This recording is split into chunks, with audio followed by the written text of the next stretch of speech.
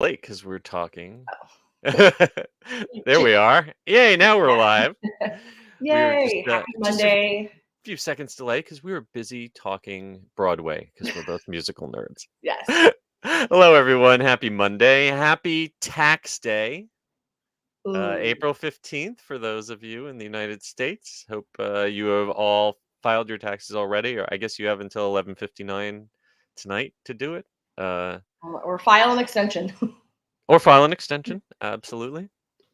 Let's see who is out there already. Well, and Weiser was in early saying Hello. hi. Hello back.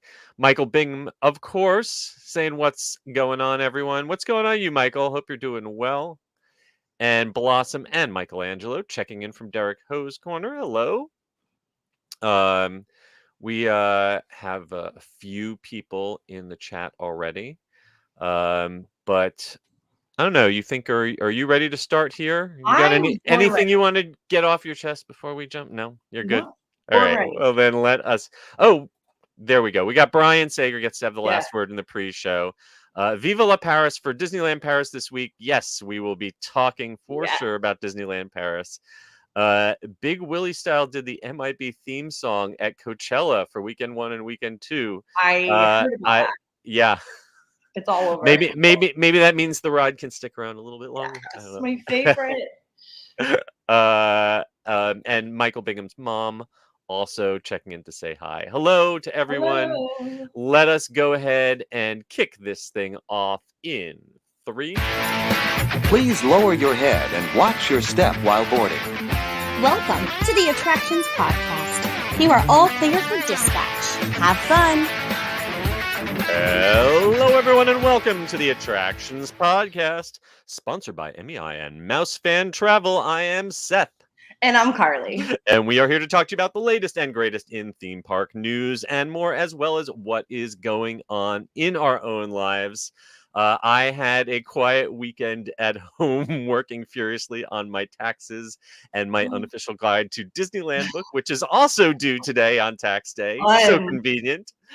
Carly, how have you been? I have been great.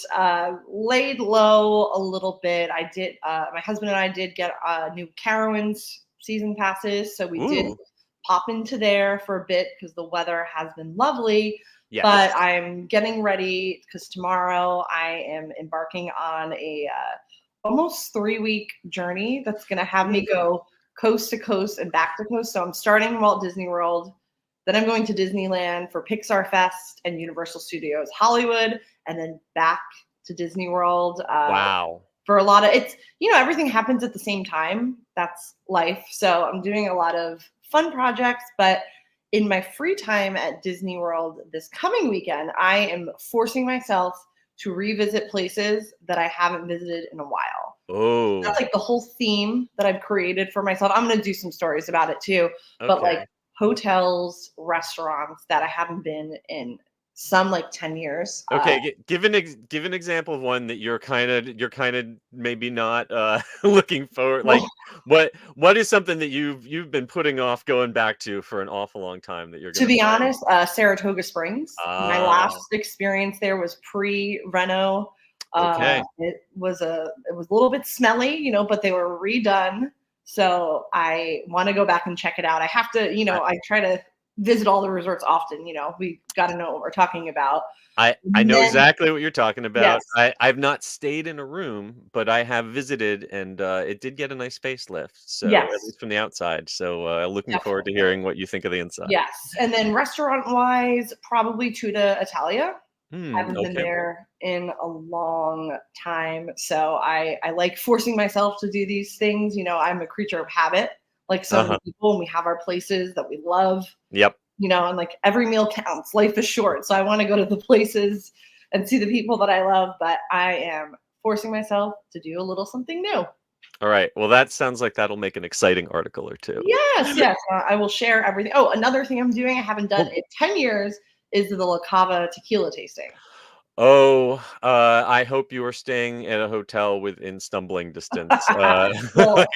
Swan or Dolphin, or maybe just sleeping on a bench and in the mix. So I'm gonna make sure we eat a big breakfast before doing it.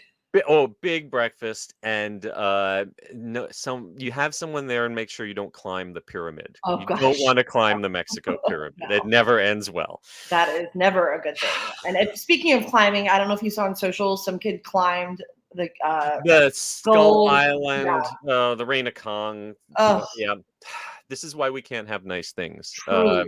Yeah. First they took away the 3D from us on that ride. Next, they're going to take away all the skulls because the Right. kids Which is can't like the climb on the really skull. cool Right. part. There's not going to be anything left. It's just going to be a stuffed monkey sitting in a corner. All right. Well, without any further ado, why don't we just jump right into the news Yes. in the queue?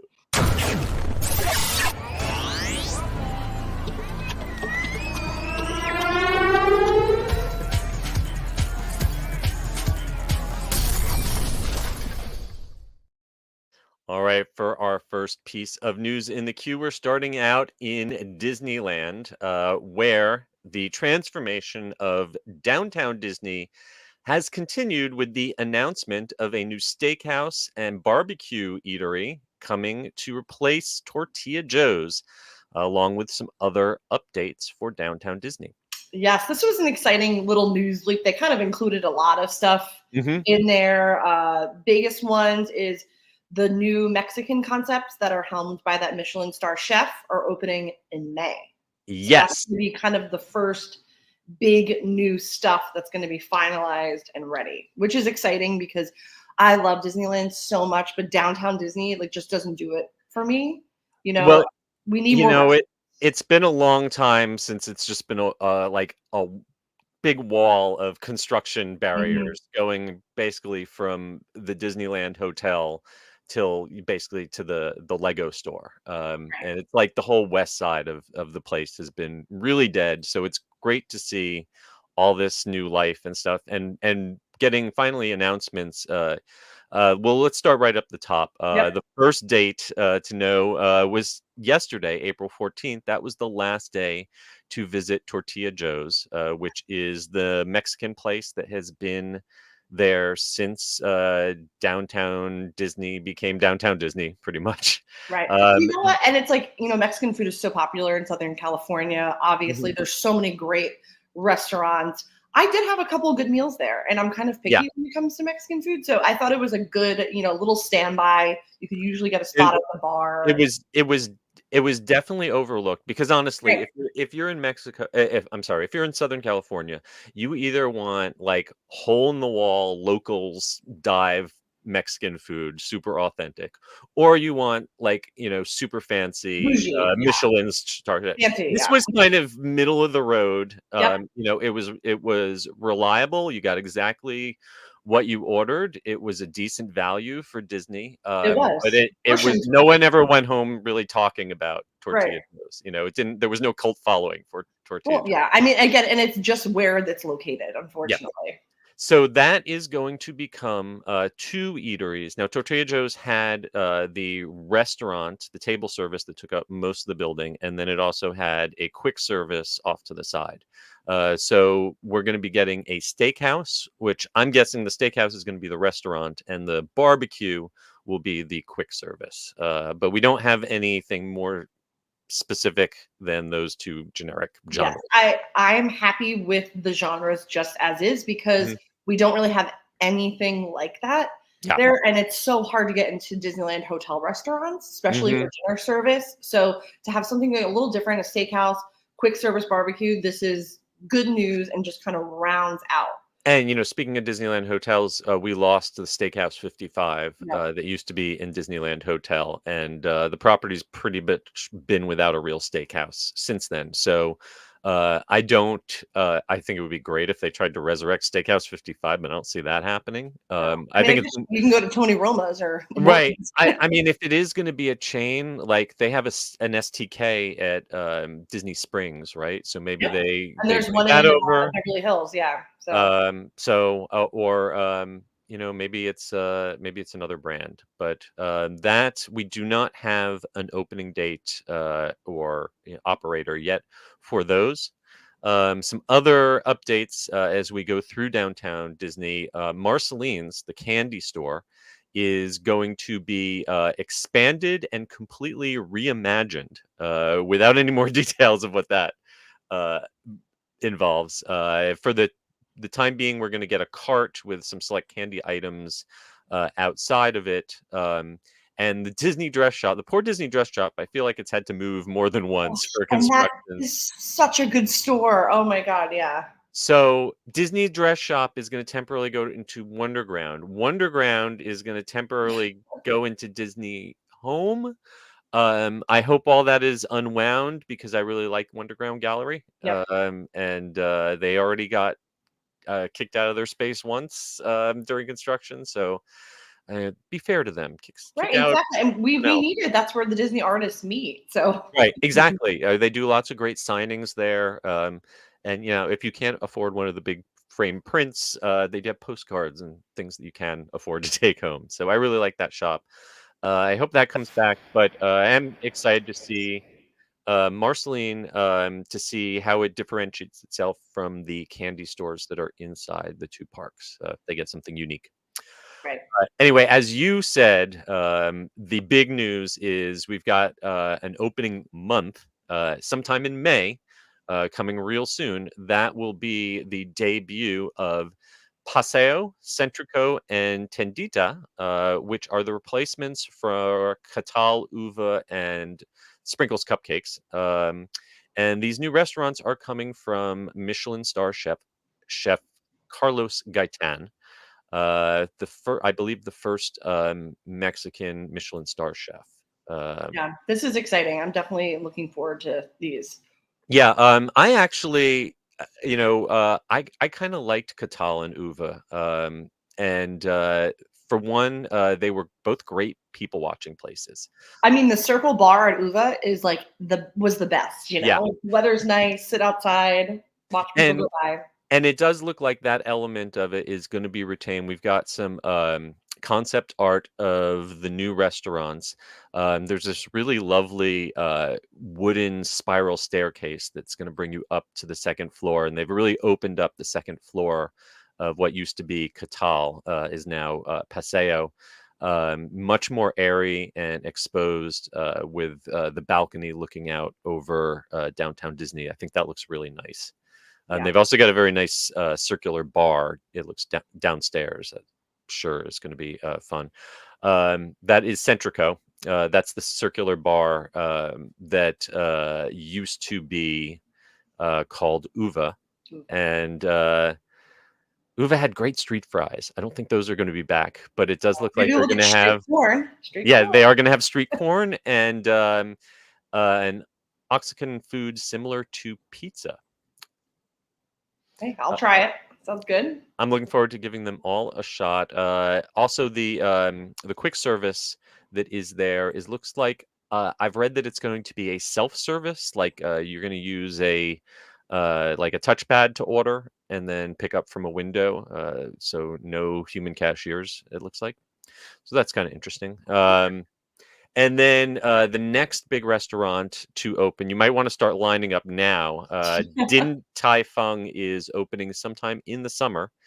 And this one is they come from Taiwan, but they serve Shanghai style soup dumplings. And they're famous for not taking reservations and having long, long lines of people. But food looks like it's going to be worth the wait. Absolutely. Yeah. I mean, this is one of those places that is super hyped, but is actually worth it. Soup dumplings are chef's kiss. So this is going to be tough to get into.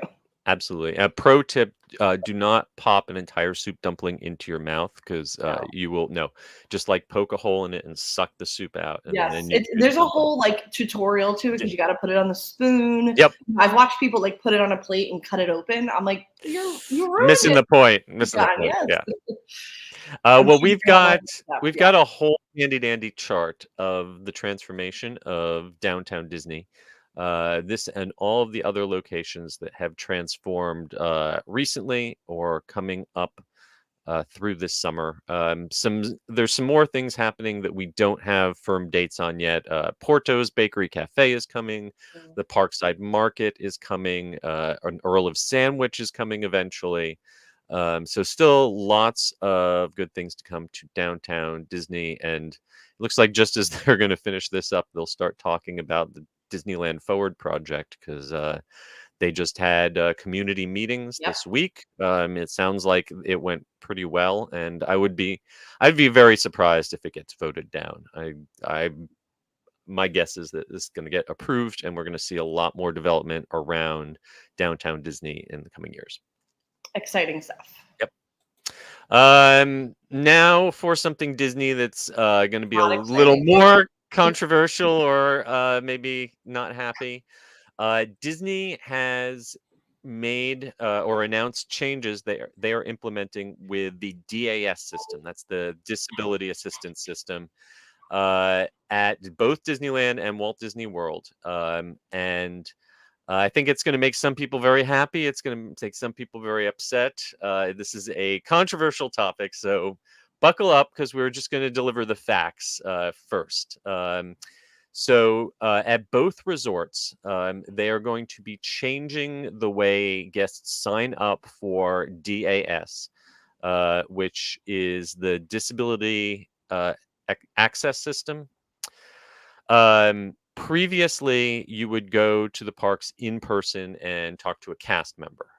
Now they are going to be using a online video chat system almost exclusively. They're really pushing you to do this in advance, up to 30 days in advance of your visit. But you can do it the day of if You- you forget, Correct. You can do it the day of, but they are definitely pushing people to do this in advance before you arrive.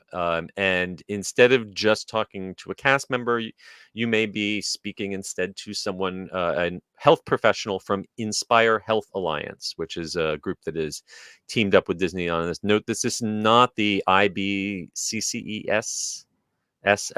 I get it wrong all the time. There's too many S's and C's. Organization that This is not the same organization used by Six Flags and Universal and several other theme parks. This is a different organization, but serving a similar function. You will not have to give doctor's records or medical records, but you will need to discuss your needs with them.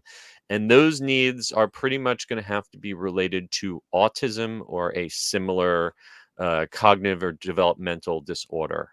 Yes, What they completely removed physical disabilities. So previously, Disability Access Service, or DAS, was available to both folks with autism or cognitive disabilities, but also other invisible or non-apparent disabilities that made it difficult for them to stand in a conventional queue. So that could be things like chronic pain and fatigue, IBS, neuromuscular things that mean that you can't stand still, or right. And I think it's important to note what actually a lot of people don't realize: this system was never for mobility issues. Yeah, it was never never intended for mobility issues. Any issue, even before this change, any issue that can be resolved by renting a wheelchair, they would, or have always been supposed to just direct you to the wheelchair. If the problem is your knees hurt and you can't stand up that long, the answer that they will always give for that is a wheelchair. Yes, but also I heard a lot of times people were getting DAS for mobility issues, but I think it goes back to, this is like, you're going up to a 21-year-old cast member that's not a medically trained professional. Yeah. And it's complicated. Yeah. I agree 100%. Someone with family members who take advantage of DAS, I don't mean that in a negative way, who are eligible and Right. use it in the past. There's I think that there has absolutely been people who have taken advantage in the wrong way of this system, who maybe have abused or exploited the system. And there are people who are absolutely, very clearly the people who was intended for. I do think that there is a gray area, a middle ground of people who did benefit from the system for disabilities that are not necessarily mobility, or maybe related to mobility, but that renting a wheelchair makes things work. There are people who have, back problems or chronic pain problems, that telling them to sit in a wheelchair all day actually is worse for them. And that they're not looking to cut the line. They're not looking to,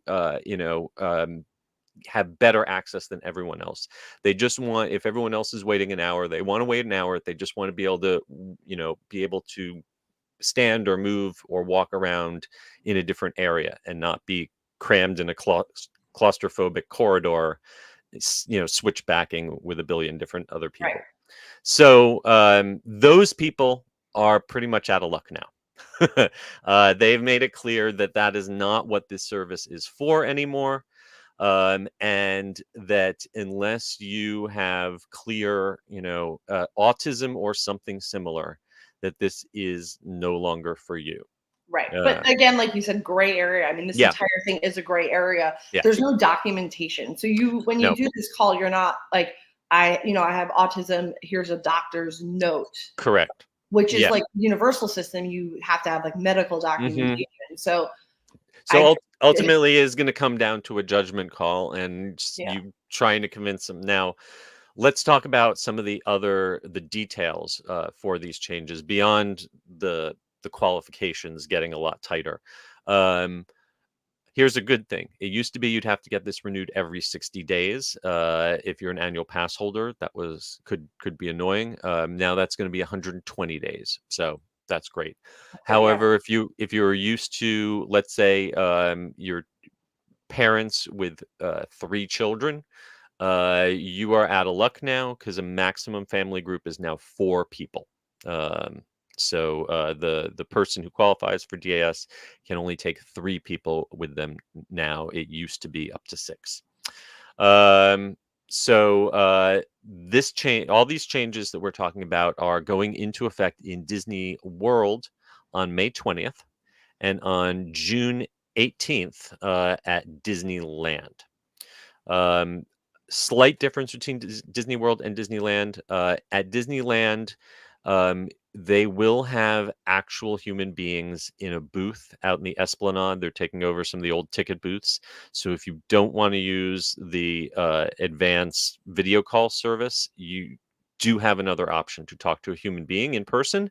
You don't have that option in Disney World. See, that surprised me. I feel like Disney World is where you're going to want to have an in-person representative, or maybe it's where they don't even want to go there, Maybe they're protecting their guests, or protecting their employees, I'm sorry, from the guests, because they know that people are going to be abusive, especially at Disney World. Exactly. It's the clientele at Disney that see it being a problem.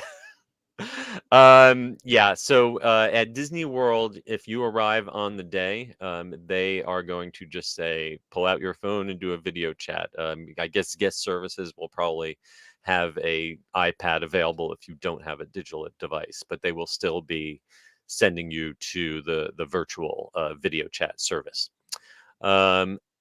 Once you qualify for DAS, as far as we can tell, it's going to work the same as it did before. They are going to be pushing everyone to do it through the app to request your return times for attractions. Although it still looks like they're still going to have those guest experience umbrellas at strategic points around the park that can help people out. They have said that they're going to be training a lot more cast members on DAS and accessibility. That's good because those lines get very long at the blue umbrellas. Yes. See, what other information do we have? The other big thing that you should know is that they've always kind of had this in the fine print, but they've now put this in the bold print. If you lie to them in order to get DAS and they find out that you are lying, you will go directly to Disney jail. Do not pass go. Do not collect $200. You will lose your ticket.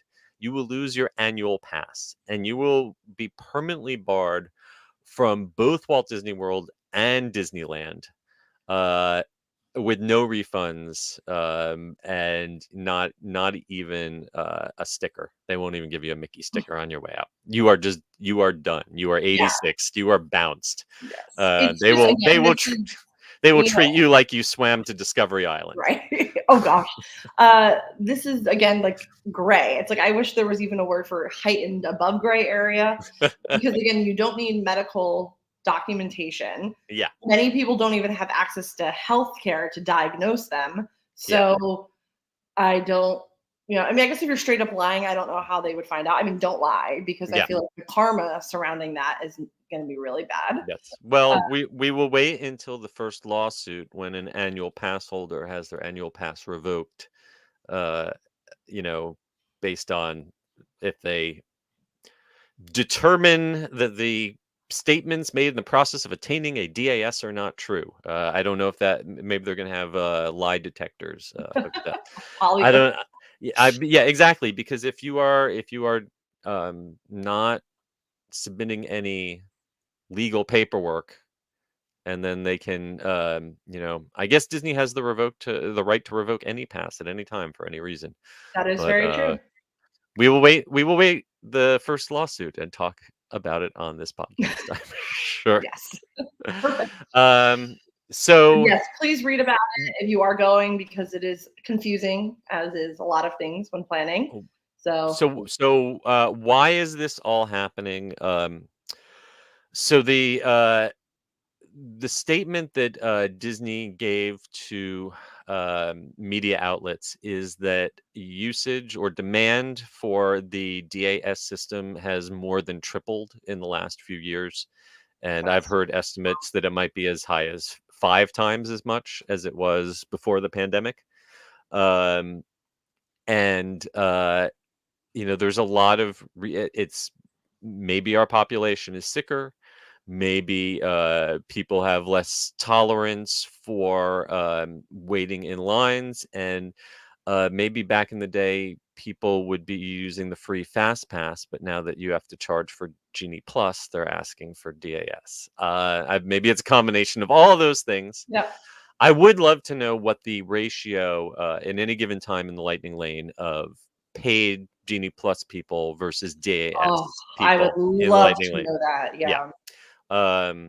Because I mean, in the past, Disney executives have estimated that up to 50% of people are buying Genie Plus. Now, I don't know if that number is still true or accurate. But if it was, then how many DAS people do there have to be to make a dent in that if 50% of the people are already getting Lightning Lane? So it's really interesting regardless. what I'm really curious to do is to check the wait times for attractions starting when this goes into effect on May 20th, and see if there is a drastic change in the throughput of the Lightning Lanes, and then how that affects standby wait times. Yes, and I don't think we mentioned, if you currently have DAS, you will have to reapply. Absolutely. So it's going to end.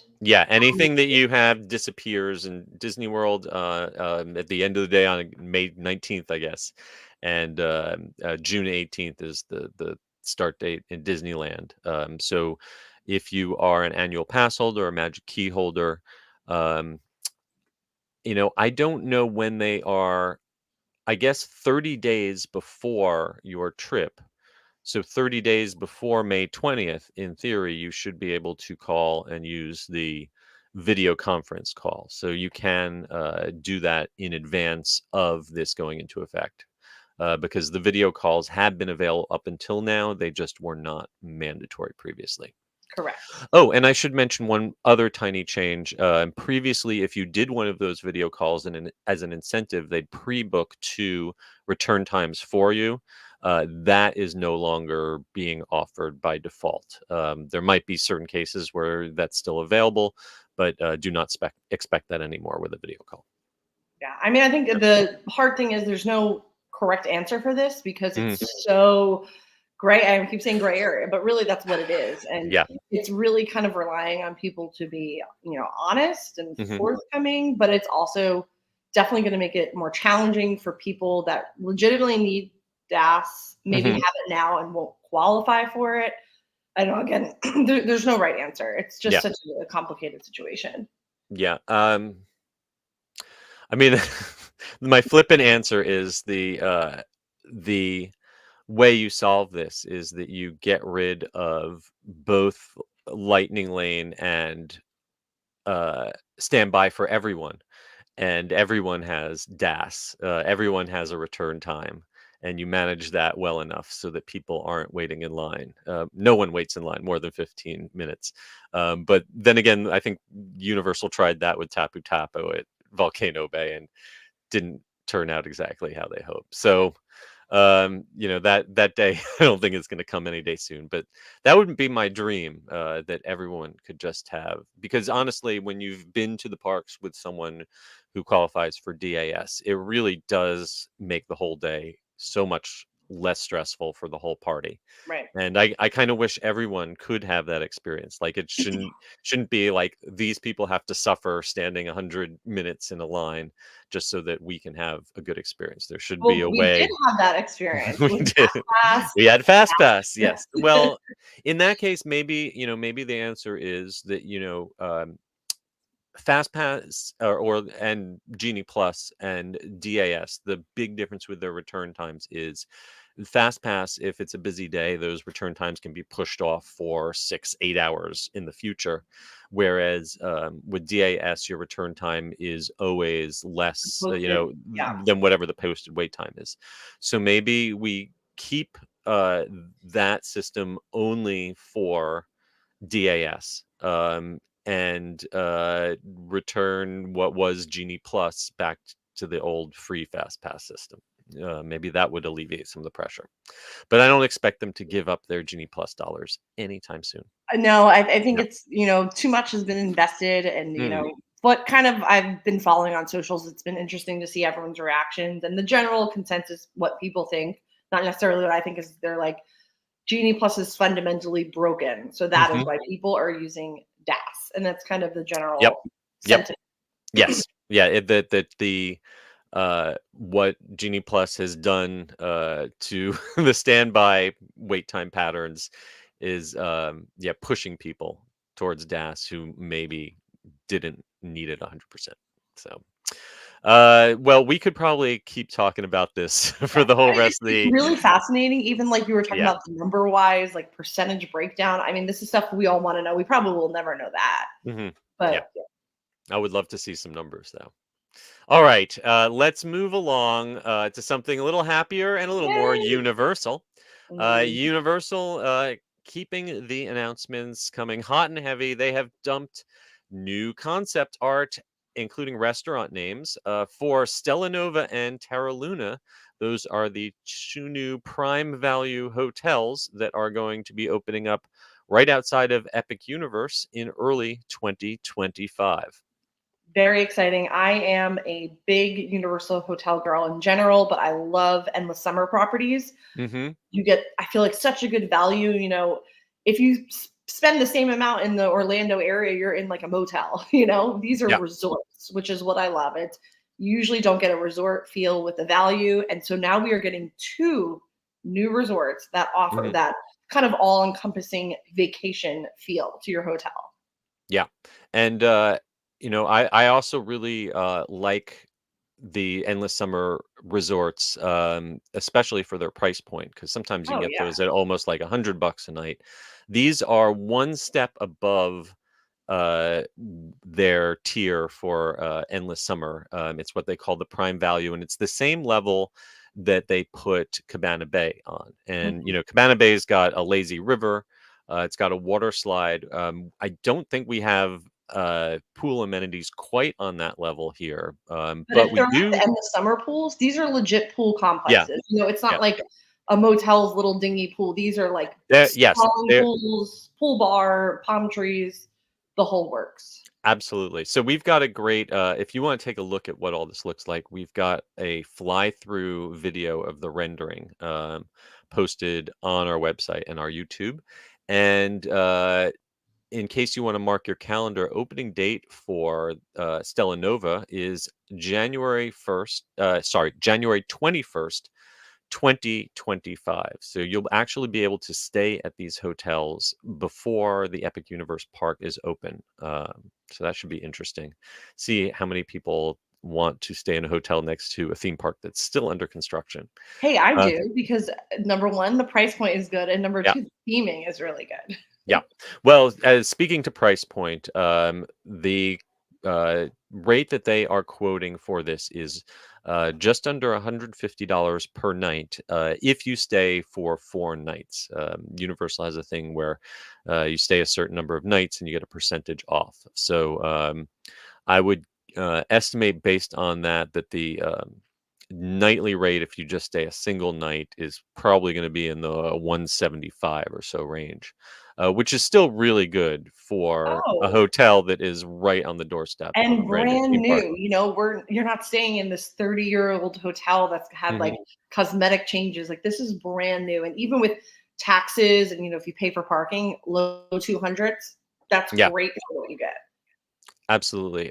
So it's what you are getting in terms of amenities. Each hotel is got very similar amenities with a very slightly different style. Stella Nova is based on the vast expanse of the universe. And so they've got things like the Cosmo Cafe and Market, which is their quick service restaurant. They've got a Galaxy Bar and Grill at the poolside, and they've got a Nova Bar in the lobby. And then when you hop over to Terra Luna, and that's going to open about a month later on February 25th of next year, that one's themed to a landing zone in an all-inspiring solar system. So this is like more land-based. There's more greens and golds, but their facilities are basically a mirror image. Like they've got a quick service cafe and market called the Omega Cafe and Market. They've got the Moonrise Bar and Grill, and they've got the Luna Bar in the lobby. Yes. So And unlike the Endless Summers, which are two different sizes, these are literally exactly the same. So both offer 750 guest rooms. yeah, So yeah. they're like true So mirrors. yeah, absolutely. They're very slight tweaks in the aesthetics, but other than that, like pick whichever one is available. I don't think it's going to make a huge difference. Some people have very strong opinions on which of the two endless summers they like better. I'm, But I'm a it looks dockside like these. girl. Yeah. Yeah, I Of like the smaller interesting, property myself. yeah. Of interesting note. So if you have ever stayed in the family suites at Endless Summers, I love that Hmm. because they have a full separate bedroom with a door that closes, which you often Hmm. don't get in family suites. They will not have those rooms at this. These are all These are all double just guest rooms. standard, So yeah, two, standard double two guest beds. rooms. We've got to look at them. They've got two queens. They got all your basic amenities, and they have these kind of circular porthole shaped windows, kind of like you're maybe on a Galactic Star Cruiser. Yeah. But they're not digital screens like the failed Disney hotel. They're actual windows that you can look at on. But from the outside, everything is covered in these colorful, reflective tiles. I think it's going to give this a very distinctive look. They're kind of like going to shift and shimmer as you go past. Other things that we know about these new hotels, they're all going to have, like you said, a pool complex that's going to include a hot tub. They've all got fitness rooms, they've got arcades, they've all got gift shops, and you're going to get all of the standard bonuses that you get with the current Lowe's hotels. These are Lowe's hotels like all the others. There's a bus that's going to run direct from Universal to the theme parks. And what I'm curious about is if the dedicated lane down Kirkman Road, which is going to be the ultimate connector for the Mhm. electrical bus fleet that they are building, if that's going to be ready by January, or if they're going to have to use an alternate route for the first few months, because I know that road project is scheduled to be open by spring of 2025. I don't know if it's going to be done by January. So Yes. But regardless, you are very close. It's yep. not like going from like Animal Kingdom Lodge to Magic Kingdom, which takes Oh like no, minutes. Like you're super close. yeah. I would expect that it's barely 5 minutes to get from Endless Summer to the main campus, and I would say that this would probably be like 10 or 12 minutes probably. Oh yeah. And I will say about I really have no patience, like which is funny because I love theme parks so much, but I truly have no patience. Mm. The endless summer buses, I've probably stated that maybe like a dozen times over the last couple of years. I have never gone outside to get a bus and there wasn't a There's bus there. always a bus waiting, and as Always. soon as one comes, another one And is there's out. usually like two backed up, and Mhm. I do not know how they do it, but it is so impressive. At Yeah. Disney, I'll take like Ubers and Lyfts because again, I don't have patience. Endless Summer, I mean, their It fleet is so impressive. So I have zero qualms about the bus system at these new properties. Depending on where you're staying at Endless Summer, it takes a lot longer to get from your room to the Yes. bus stop than it Yeah. does to get from the bus stop to the park. Yeah. Absolutely. Um, so in case you were wondering, put in your Google Maps 4500 Epic Boulevard to see where Stella Nova is going, or 5500 Epic to see exactly where Terra Luna is going. And I don't know. I think maybe it'll be worth. Maybe we should do a broadcast from the new Yes. hotel before. These, of course, are not going to be the only or the fanciest hotels when Epic Universe opens. Connected to Celestial Park, the Central Plaza, is going to be the Universal Helios Grand Hotel, which is going to be fancy. Yes, which means express passes. Well, hopefully, Maybe. maybe. I mean, there's a lot of debate whether, first of all, if Epic Universe is going to have Express when it opens, and if it does, how that Express will be sold. Will it be a la carte? I'll be real surprised if everyone staying at Helios Grand gets unlimited Express passes to Epic Universe attractions from day one, Right. because It could that be like a that concierge. sounds like a recipe for Yeah, disaster to me. Now, exactly. I can imagine them getting express passes to Islands Adventure and the studios because they're going to have to do something to incentivize people to still go to the original parks after Epic Universe opens. Right. But I'll bet $1 that there is not free unlimited Universal Express at Epic Universe for hotel guests on day one of the park. Yes. That's This is my really gut. Yeah. Yeah, I'm Um, curious all around with ticketing. I just renewed my Universal annual, and they're still running that 3 month I need to promotion, do that. My which is is a not long due for time. you They've been to running yet. for like 6 months. So Yeah, I'm I have a feeling curious. that can't last much longer. No, I think it's like going to be ending soon. I think with the timing wise, Yeah. maybe they wanted us to have our dates almost to like when we have to Mm, renew for Epic Universe. I don't know. I've been thinking about it, but yeah. it'll be interesting to see. Well, you can actually book a room at Stella Nova or Terra Luna right now, and you can reach out to MEI-Travel for a free obligation quote that will get you there. Yes, I'm ready. I'm so excited. It's going to be epic. All right. Two more stories for our news in the queue. The first is a sad one. The Evermore theme park is no more. They have permanently closed in Pleasant Grove, Utah, outside of Salt Lake City. They opened in 2018, and I feel like the story of this is kind of similar to the story of Galactic Star Cruiser on a smaller scale, maybe. This was a theme park experience that was built around a large number of live performers Yep. and a lot of interaction. This was not kind of place where you just went and sat on rides, although it did have a train ride around the park. But it was basically like a live action role playing game, like live action Dungeons and Dragons or Lord of the Rings, except its own storyline, its own IP, its own characters, and it took a place on this 12-acre environment that was highly themed.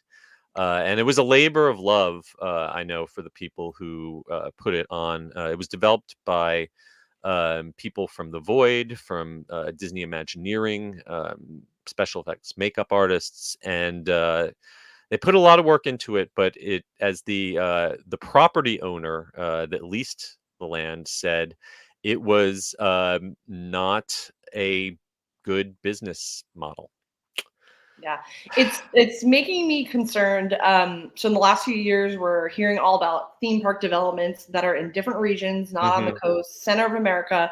They're mostly micro parks, so small footprint, and that's exciting. But you know, these projects, and none of them have really gotten off the ground yet. I'm sure Peppa Pig is going to be wildly successful, the Universal Texas, but you know, like American Heartland, we're still kind of waiting on those details. And then I don't know if you saw it, Kathmandu, the micro park in Punta Cana closed already. They closed, and that was like a year. I went to the opening a year ago.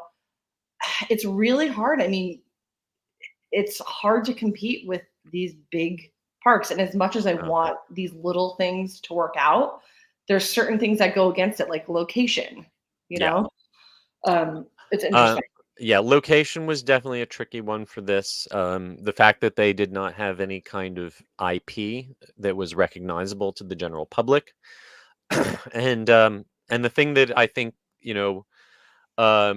most compares it to Galactic Star Cruiser is this is something that required a lot of buy-in from participants. Like you had to want to dress up and get into character and really immerse yourself. This was not for casuals. This was, something that was like a deep dive into this world and required a lot of, talented performers in order to carry off the illusion.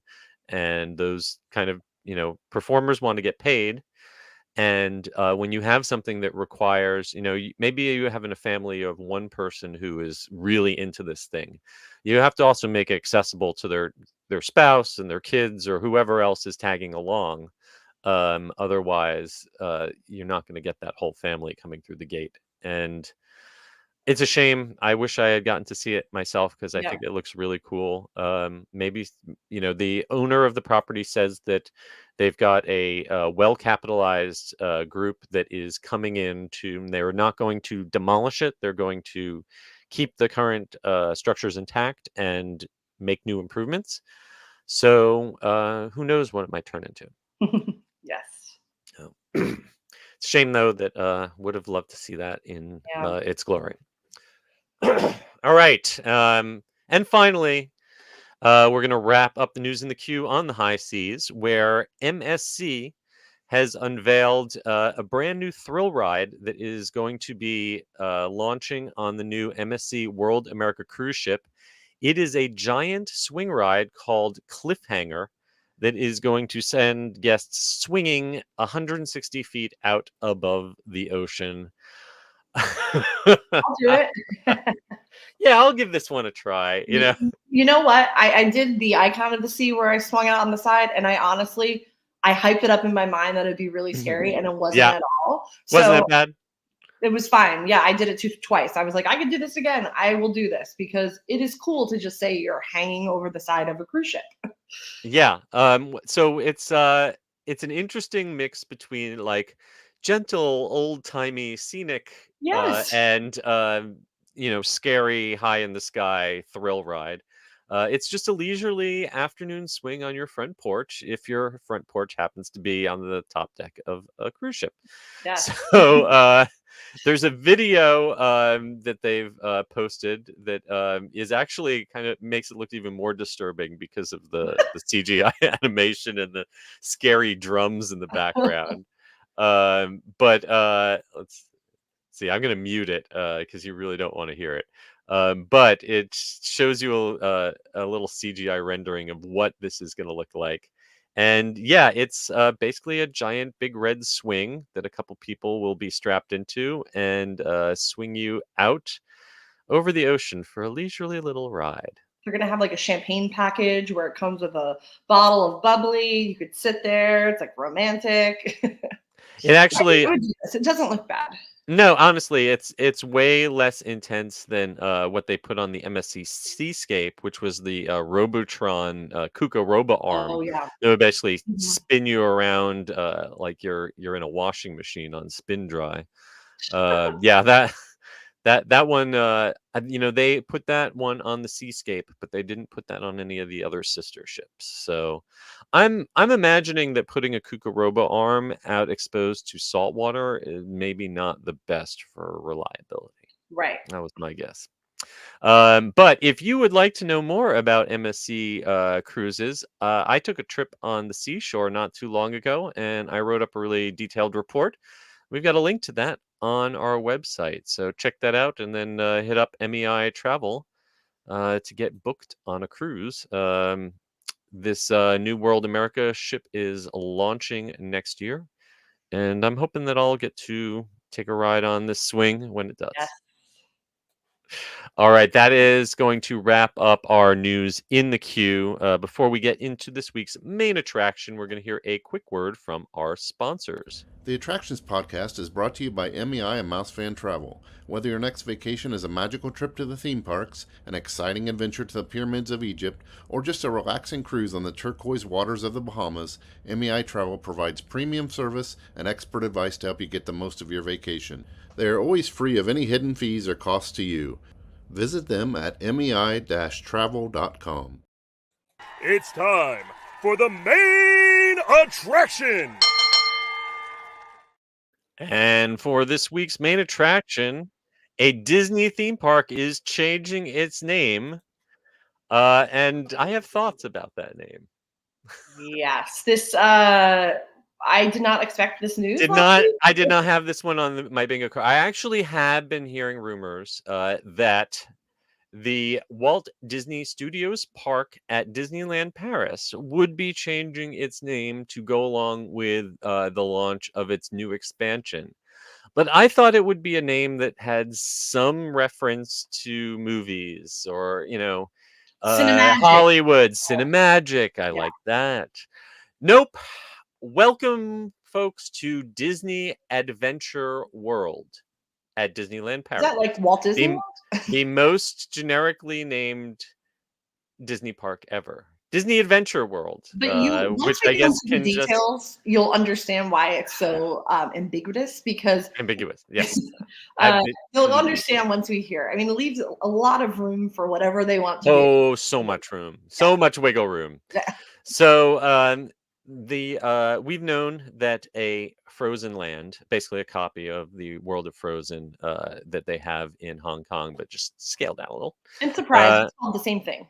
Yeah, coming to the soon-to-be former Walt Disney Studios Park, along with a new Central Corridor and a Tangled Teacups ride. And another land that may not be what it was originally announced to be. But now they have announced as of April 12th, which was the 32nd anniversary of the park.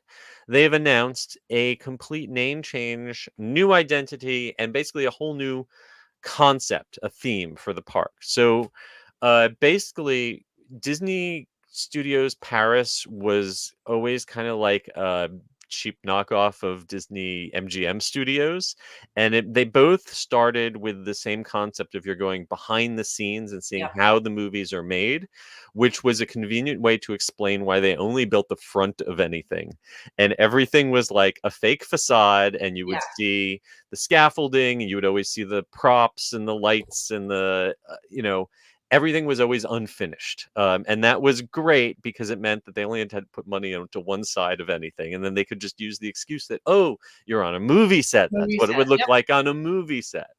Well, honestly, today, most movie sets are either a green screen or a big LED wall.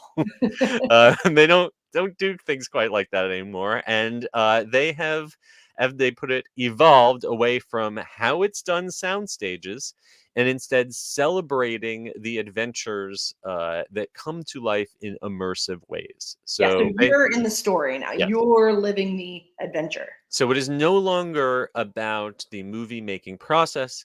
It is simply about going into the stories that we see in the movies. So the biggest change that is going to reflect that is the big Studio One building that you enter when you come into the park. And let's see, do we have yes, Studio. So, okay, here is the concept art we have of Studio One. And this was always kind of like an indoor version of the Hollywood Boulevard that we have at Disney's Hollywood It Studios. is like one of my favorite places ever in a theme park. It is, well, it was because it closed on Friday. It is like neon, and you got that Schwab's Pharmacy. You have like a tiki thing. It is just like the trippiest fever dream of a theme park experience. But it was to clarify, because that the way you just described it makes it sound really cool. It is cool, I thought. But it was like, it wasn't like the Hollywood Boulevard that we have at the studios here in Orlando, where it is kind of realistic and detailed. This was all fake. Like It reminded me cartoon, of like the if you for the 6 people who wrote it, the Superstar limo ride. It Yeah. was a California Adventure, or or even more like the Hollywood Boulevard and Hollywoodland at Disney California Adventure, with like I guess schmoozies. cheesy is the right word. Cheesy and obviously artificial. And it looks like what they're trying to do is, instead of being like, see, you are in a fake place, they want to actually make Studio One look like you really are outside at a Hollywood premiere, and give it a much more natural, realistic look instead of this exaggerated, cartoonish look. Yes. So now when you go through the turnstiles there, you'll be walking almost, it'll look like Hollywood Studios. Right. You're walking, and you're walking to your movie premiere. So it's going to be like a red carpet that goes. Then when you go inside, Mhm. so this is all outside, which before there was really nothing outside. Like it was just an open courtyard, essentially. You walk through the arch. Now you go inside, and it's an homage to Hollywood theater. So like a lot of like black and white. I'm thinking like Great Movie Ride, the way you kind of walk through, and there was like memorabilia, and that's kind of what it seems. I don't think So wait, shared the images of the inside yet. wait. Oh, okay. So This maybe is I'm outside. misinterpreting. Yes. Oh, I was pretty. I'm sorry. I was under the impression that this is because the interior of the Studio One building, because there is no big mountain off in the distance. Yeah, in so this is the Paris artwork. there. The only reason I know this is because I Okay. read a 5-page press release that I spent 4 hours reading to write the story for Friday. I obviously just skimmed that and didn't. Okay. I know way too much about this all new visual identity, but Okay. yes. Because So I do know that outside of Studio One, we do have what they're calling World Premiere Plaza, which is sort of what you're going to exit out into. Yes, so that's like where you'd exit into like the main area of the park. So now you're entering. I guess I must have been misinterpreting, because I'm looking at this and I'm seeing that this is a fake nighttime, but then you see it as daytime outside the building. I mean, it is very confusing because they threw a lot of information at us, and it's really kind of, but the main thing is this is the first thing that's going to be the big change to our new visual identity. Like they're already starting on this now. It closed. They had a big going away party, and then next spring it will open as this new concept of you're going to a Hollywood premiere. All right. Well, in addition to that, we've also got this Alice in Wonderland, Queen of Hearts Back to Wonderland show debuting on May 25th that we've talked about before. This is acrobats, BMX, rock and roll, pop, showdown, audience participation, Michigas. So that opens up in May, and they've been going around and refreshing all of the hotels at Disneyland Paris. Well, Disney Davy Crockett Ranch is next in line. And it looks like Davy Crockett's still going to be there in name only, but Donald Duck and the Junior Woodchucks are going to be bringing their theming to Yeah, that so it's gonna hotel. be Disney-fied, and then I think the other thing that I had to laugh at when I was reading it, they use the line something like bringing a more modern hotel experience to guests. Mhm. What I translate that as, they're gonna add air conditioning. So you have to Oh, remember, yeah. they don't say that, but that's what like Disneyland Paris. Some of the hotels don't have modern central air conditioning. Right. They just had fans, which is like a lot of hotels still in Paris. So when I read modern experience for guests, I'm like, that has to be they're adding some sort of central air to this property. That absolutely makes sense. Disney Village is going to be updating with a new lifestyle shop and some changes to the Lego store.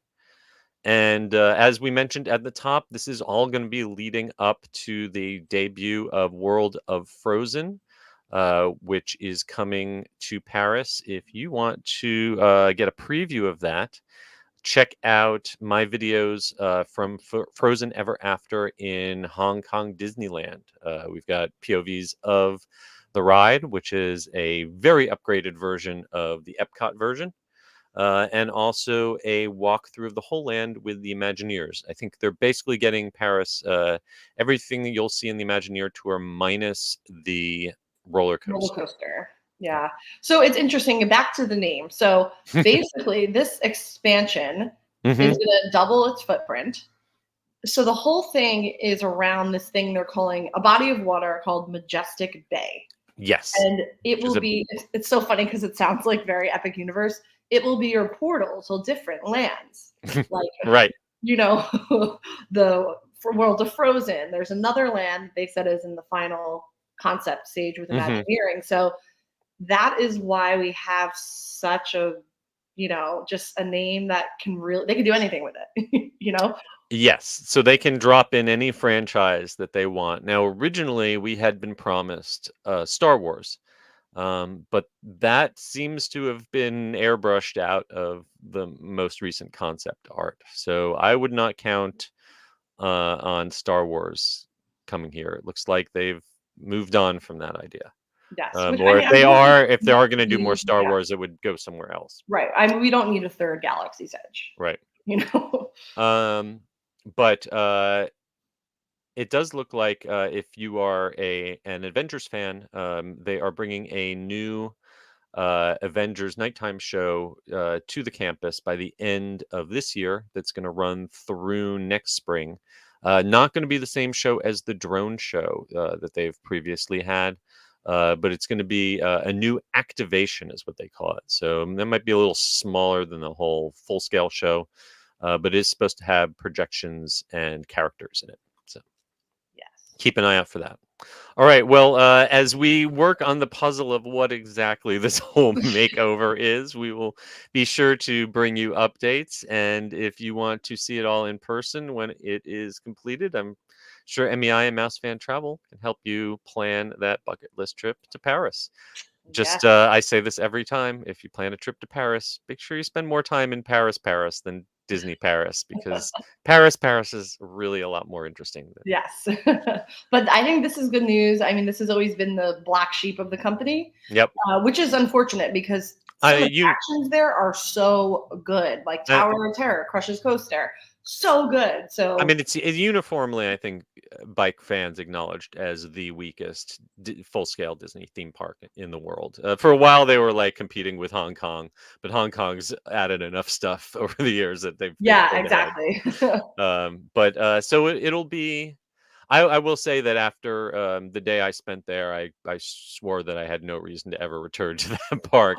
But now See, this will give me a reason to go back. This will give me a reason to go back. I love Disneyland Paris. I don't know why. I think it's Oh, just I love the Disneyland park. But, no, I love this park too, though. I don't know why. I think it's just so kitschy and just it's such a like Michael Eisner throwback that I love it. I love their food festivals, but I get what they're doing and they do need to do something. So well, they got rid of Cinemagique, so I really yes.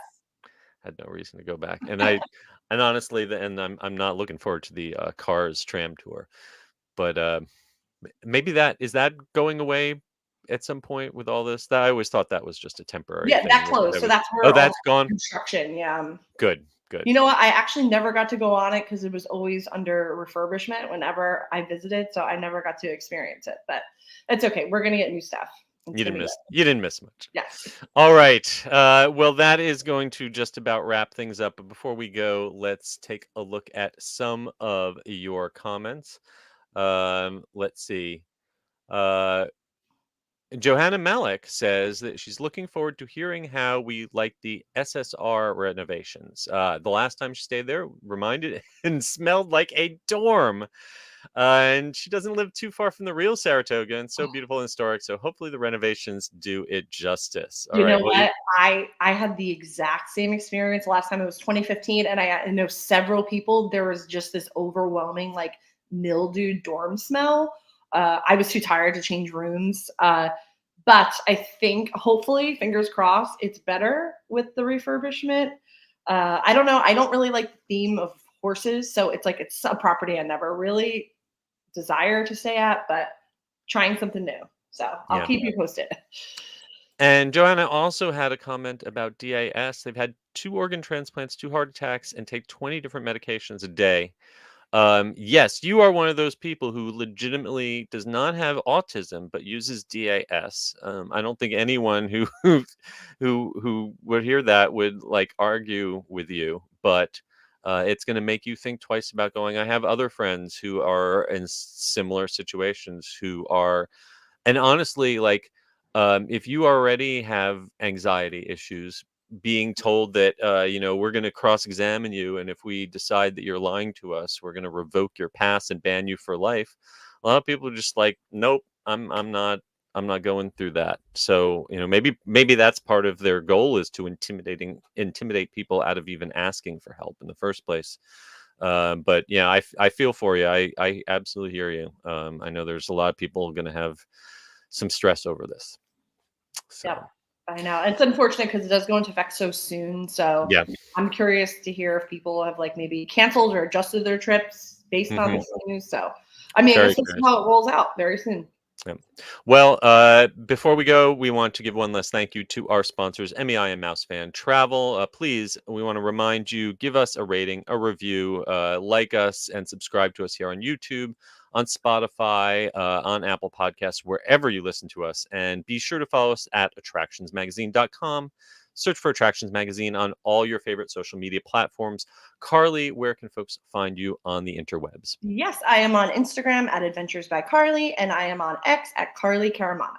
And I am on all platforms at Eskabursky, at The Unofficial Guides, and you can find my books at theunofficialguides.com. Until next week, we hope you folks stay safe, try something new, but most importantly, have fun. We will see you again next time. Bye. Bye.